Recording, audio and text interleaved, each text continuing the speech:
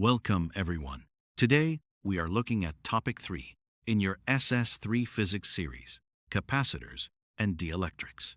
This topic covers the principles of capacitance, types of capacitors, the role of dielectrics, and energy storage. It is common in essay questions. You must understand the concepts and calculations well.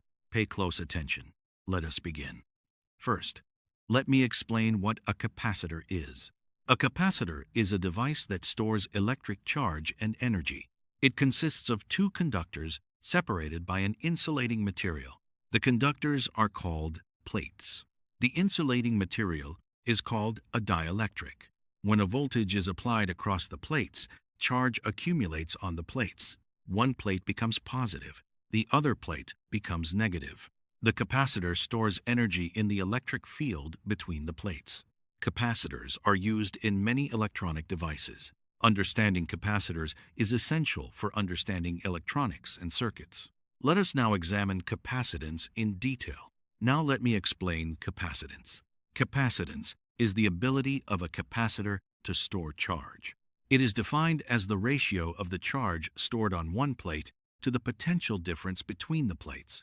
The formula is C equals Q divided by V. Here, C is the capacitance, Q is the charge stored, V is the potential difference across the plates. The unit of capacitance is the farad.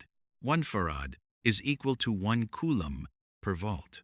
The farad is a very large unit. In practice, we use microfarads, nanofarads, and picofarads. Capacitance depends on the physical characteristics of the capacitor. It depends on the area of the plates, the distance between the plates, and the dielectric material. Understanding capacitance is essential for understanding how capacitors work. This is the fundamental concept of this topic. Now let me explain the factors affecting capacitance. The capacitance of a parallel plate capacitor depends on three main factors. The first factor is the area of the plates. Capacitance is directly proportional to the area of the plates. Larger plates can store more charge. The formula shows C is proportional to A. The second factor is the distance between the plates.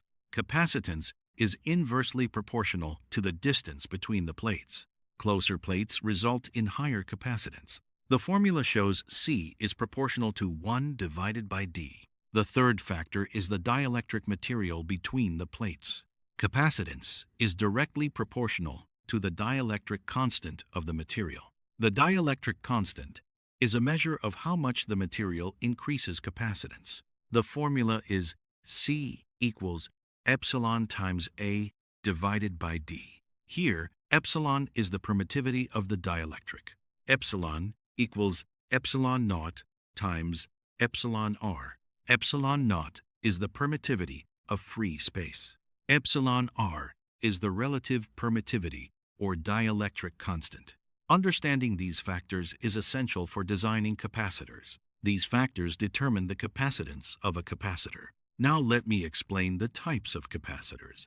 There are several types of capacitors. The first type is the parallel plate capacitor. This is the simplest type. It consists of two parallel plates separated by a dielectric. The second type is the cylindrical capacitor. This consists of two coaxial cylinders. The third type is the spherical capacitor. This consists of two concentric spheres. The fourth type is the electrolytic capacitor. This uses an electrolyte as one of the plates. It has high capacitance. The fifth type is the ceramic capacitor. This uses ceramic as the dielectric. It is small and stable. The sixth type is the variable capacitor. This allows the capacitance to be changed. It is used in radio tuning. Understanding the types of capacitors is essential for understanding their applications. Each type has different properties and uses.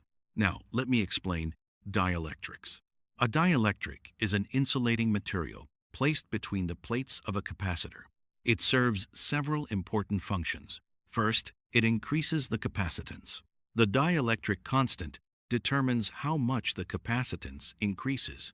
Second, it increases the breakdown voltage. It allows the capacitor to withstand higher voltages without breaking down. Third, it provides mechanical support. It keeps the plates separated. Fourth, it reduces the size of the capacitor. A high dielectric constant allows for smaller capacitors. Common dielectric materials include air, paper, mica, ceramic, plastic, and electrolytic solutions. Understanding dielectrics is essential for understanding capacitor performance. The dielectric material is a critical component of a capacitor. Now let me explain the dielectric constant. The dielectric constant, also known as relative permittivity, is a measure of how much a material increases the capacitance compared to a vacuum. It is denoted by epsilon r. The dielectric constant of a vacuum is 1. The dielectric constant of air is approximately 1. The dielectric constant of paper is about 3.5. The dielectric constant of mica is about 7. The dielectric constant of ceramic is about 100 to 1000. The dielectric constant of water is about 80. Higher dielectric constants result in higher capacitance. The formula is C equals C naught times epsilon r. Here, C is the capacitance with the dielectric. C naught is the capacitance without the dielectric in a vacuum. Epsilon r is the dielectric constant. Understanding the dielectric constant is essential for selecting materials for capacitors. This is a key concept in this topic. Now let me explain the energy stored in a capacitor. A capacitor stores energy in the electric field between its plates. The energy stored is equal to the work done to charge the capacitor. The formula for energy stored is U equals 1/2 times C times V squared. Here, U is the energy stored, C is the capacitance, V is the potential difference across the plates. The energy can also be expressed in terms of charge.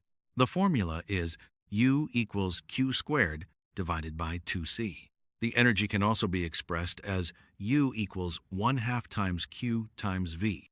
The unit of energy is the joule. Understanding energy storage is essential for understanding how capacitors are used. Capacitors store energy for various applications, from flash photography to power supplies. Now let me explain charging and discharging of capacitors. When a capacitor is connected to a battery, it charges. Charge flows onto the plates. The voltage across the capacitor increases. The current decreases as the capacitor charges. When the capacitor is fully charged, the current becomes 0. The time taken to charge depends on the capacitance and the resistance in the circuit. When the capacitor is disconnected from the battery and connected to a resistor, it discharges. Charge flows off the plates. The voltage decreases. The current decreases as the capacitor discharges. The time constant is the product of resistance and capacitance. The formula is tau equals R times C. After one time constant, the capacitor charges to about 63% of the final voltage. After 5 time constants, it is almost fully charged. Understanding charging and discharging is essential for understanding capacitor behavior in circuits. This is frequently tested in your examinations. Now, let me explain the combination of capacitors. Capacitors can be connected in series or in parallel. When capacitors are connected in parallel, the total capacitance is the sum of the individual capacitances. The formula is C subscript total equals C1 plus C2 plus C3, and so on. The voltage across each capacitor is the same. The total charge is the sum of the charges on each capacitor. When capacitors are connected in series, the reciprocal of the total capacitance is the sum of the reciprocals of the individual capacitances. The formula is 1 over C subscript total equals 1 over C1 plus 1 over C2 plus 1 over C3, and so on. The charge on each capacitor is the same. The total voltage is the sum of the voltages across each capacitor. Understanding these combinations is essential for solving circuit problems. This is a common calculation in your examinations. Now let me explain the applications of capacitors. Capacitors have many applications. In electronics, capacitors are used for filtering, smoothing, and coupling. They are used in power supplies to smooth out voltage. They are used in audio systems to block DC and pass AC. In timing circuits, Capacitors are used with resistors to create time delays. In flash photography, capacitors store energy and release it quickly to produce a flash. In motors, capacitors are used for starting and running. In medical devices, capacitors are used in defibrillators to deliver a shock. In energy storage, capacitors are used in electric vehicles and renewable energy systems. Understanding the applications of capacitors is essential for understanding modern technology. Capacitors are everywhere in electronic devices. Now let me explain the importance of capacitors. Capacitors are important for several reasons. First, they store energy. They can release energy quickly when needed. Second, they filter signals. They can separate AC and DC components. Third, they smooth voltages. They reduce ripples in power supplies. Fourth, they create time delays. They are used in timing circuits. Fifth, they tune circuits. They are used in radio and television tuning. Sixth, they are used in power factor correction. They improve the efficiency of electrical systems. Understanding capacitors is essential for electronics and electrical engineering. They are fundamental components of modern technology. Now, let me explain the difference between capacitors and batteries. Many students confuse capacitors with batteries. Let me clarify the difference. A capacitor stores energy in an electric field. A battery stores energy in chemical form. A capacitor can charge and discharge very quickly. A battery charges and discharges slowly. A capacitor has a limited energy storage capacity. A battery can store much more energy. A capacitor has a longer life cycle. A battery has a limited number of charge-discharge cycles. A capacitor can provide high power for a short time. A battery can provide lower power for a longer time. Understanding this difference is essential for selecting the right energy storage device. Both capacitors and batteries have their own applications. Now let me give you sample exam questions to prepare you for your test. Define a capacitor. A capacitor is a device that stores electric charge and energy. Define capacitance. Capacitance is the ratio of the charge stored on one plate to the potential difference between the plates.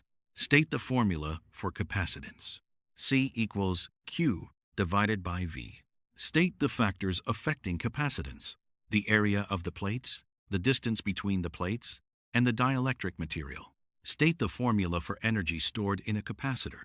U equals 1/2 times C times V squared. Define dielectric constant. The dielectric constant is the ratio of the capacitance with a dielectric to the capacitance without a dielectric. State the formula for capacitors in parallel. C subscript total equals Kun plus C dos plus C tres. State the formula for capacitors in series. An over C subscript total equals an over Kun plus an over C dos plus an over C tres. Explain the difference between a capacitor and a battery. A capacitor stores energy in an electric field and charges quickly. A battery stores energy chemically and charges slowly. Let me summarize everything we have covered today. A capacitor is a device that stores charge and energy. Capacitance is the ratio of charge to voltage. Capacitance depends on plate area, plate distance, and dielectric material. Dielectrics increase capacitance and break down voltage. The energy stored in a capacitor is 1/2 times C times V squared. Capacitors charge and discharge with a time constant. Capacitors can be combined in series or in parallel. Capacitors have many applications in electronics, power supplies, and timing circuits. Understanding capacitors and dielectrics is essential for physics and electronics. This is Topic 3 in your SS3 Physics series. Study it well. It is common in essay questions. Well done.